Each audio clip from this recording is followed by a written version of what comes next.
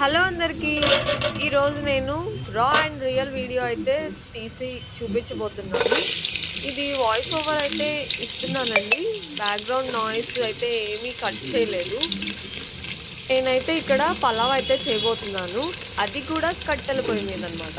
So first అయితే బాండి పెట్టేసుకొని అందులో ఆయిల్ యాడ్ చేసుకొని బిర్యానీ స్పైసెస్ అన్నీ యాడ్ చేసేసుకొని ఆనియన్స్ పచ్చిమిర్చి వేసేసి మంచిగా ఫ్రై చేసుకోవాలన్నమాట. ఇది ఒక 6-7 మెంబర్స్కి అయితే సరిపోతుంది నేను కుక్ చేస్తున్నది. మీరు చూస్తున్నట్లయితే ఇక్కడ ఆనియన్స్ పచ్చిమిర్చి భలే కలర్ఫుల్గా అనిపిస్తున్నాయి కదా. సో మంచిగా ఫ్రై చేసుకోవాలండి. దాని తర్వాత మనం టొమాటోస్ అయితే యాడ్ చేసేసుకున్నాము. యాడ్ చేసుకొని మంచిగా కలబెట్టేసుకోవాలి. టొమాటో సాఫ్ట్ అయ్యే వరకు ఉంచేసి అల్లం వెల్లుల్లి పేస్ట్ అయితే యాడ్ చేసేసుకున్నాను. సో అల్లం వెల్లుల్లి పేస్ట్ పచ్చివాసన పోయేంత వరకు ఫ్రై చేసుకోవాలి. కొంచెం ఎక్కువే వేసుకోవాలండో, ఎందుకంటే బిర్యానీ అంటే పలావ్ కాబట్టి. మీరు దీన్ని బిర్యానీ రైస్ అని కూడా అనొచ్చు, ప్లెయిన్ బిర్యానీ రైస్. ఓకేనా. ఇక్కడ మంచిగా ఫ్రై చేసుకున్నాను కదా, మంచిగా ఫ్రై అయిపోయిందండి మసాలా. ఇప్పుడు పుదీనా, కొత్తిమీర, కరివేపాకు అవన్నీ యాడ్ చేసేసుకోవాలి. నీట్గా వాష్ చేసుకొని అవి మంచిగా ఫ్రై అయిపోయినాక నేను ఎసరైతే పోసేసుకున్నాను. మొత్తం బాగా మిక్స్ చేసేసుకొని అందులోనే మనం సాల్ట్ కూడా యాడ్ చేసుకోవాలి.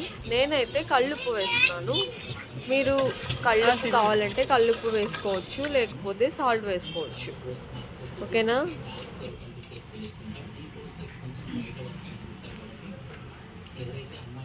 సో ఇక్కడ ఎసరైతే బాగా మరిగిపోతుంది కదా, బాగా ఇలాగా మరిగిపోవాలి. ఎందుకంటే స్పైసెస్ అన్నీ కలిసిపోయి ఆ మసాలా అంతా బాగా పట్టేసి ఉడికిపోతుంది అనమాట. సో ఇందులో నేను రైస్ అయితే యాడ్ చేసేసాను. అది కూడా వేసేసి మంచిగా మిక్స్ చేసుకోవాలి. సో ఇంకా మీరు ఇక్కడ చూసినట్లయితే పుల్లలు పెట్టేసి మంట వేస్తున్నాను, ఎందుకంటే అది హై అన్నట్టు. హైలో పెట్టేసి పెట్టినట్టు అనమాట. సో నేను ఇంకా సిమ్లో పెట్టకుండా స్టవ్ మీద పెట్టేసుకున్నానండి. సో ఇంక ఇక్కడ నేను చికెన్ కర్రీ అయితే ప్రిపేర్ చేస్తున్నాను. అలాగే ఆయిల్ వేసుకొని కళాయిలో ఉల్లిపాయ పచ్చిమిర్చి వేసేసి అల్లం వెల్లుల్లి పేస్ట్ కూడా యాడ్ చేసేసుకొని చికెన్ వేసేసి పుదీనా, కొత్తిమీర, కరివేపాకు కొంచెం వేసేసి ఉప్పు, కారం, పసుపు అంతా వేసేసి టమాటాస్ కూడా యాడ్ చేసేసి చికెన్ మసాలా అయితే వేసేసుకున్నాను అనమాట. చికెన్ మసాలా కూడా యాడ్ చేసేసుకున్న తర్వాత నేను వాటర్ పోసేసుకున్నాను. చికెన్ ఉడికేంత వరకు పోసేసుకున్నాను అనమాట. సో ఇక్కడ రైస్ కూడా ఉడికిపోయింది. మీరు చూసారంటే ఇలా రెడీ అయిందండి. చూసారా ఎంత బాగుందో. ఇక్కడ చికెన్ కర్రీ కూడా ప్రిపేర్ అయిపోయిందండి.